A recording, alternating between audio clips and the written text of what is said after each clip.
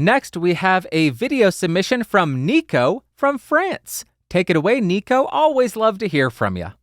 Hi, Benju. It's Nico from France. Do you want to play a game? Welcome to Guess My Mic. I've got two mics, the Rode M2 and the AKG D5. I've recorded two samples, so can you guess which mic was used in each sample? Let's go. Can you guess my mic? Sample 1. My first mic has a lot of power in Austin, like Mike Myers.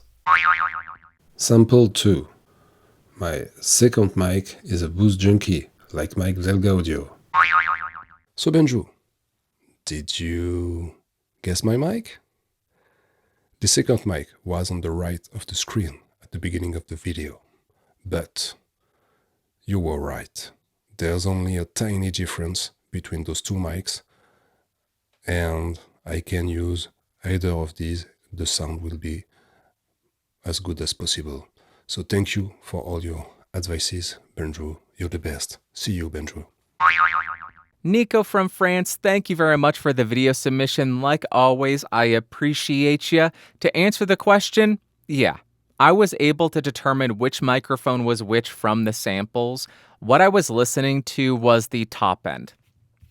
The AKG has a huge boost in the presence and treble region. It is very top focused. And I know that the Rode M2, which thank goodness I finally found so I can actually include it in comparisons now, is more mid-forward.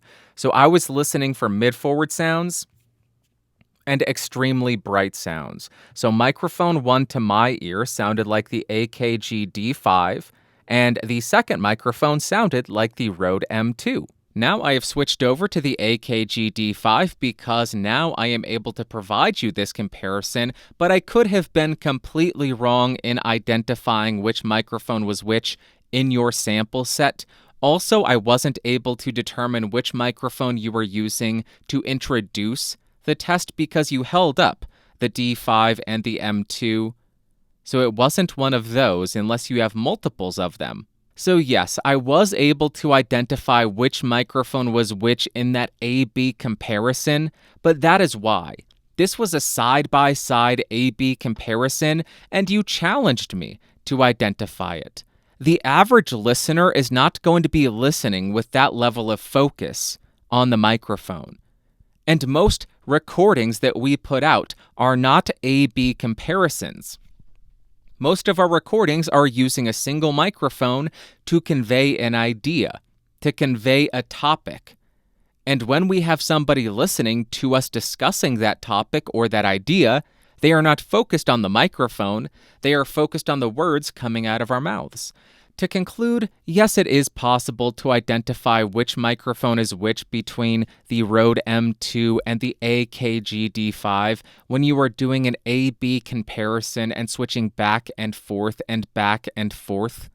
But that raises the question, in reality, how often are we going to be publishing something where we do that? An A-B comparison back and forth and back and forth.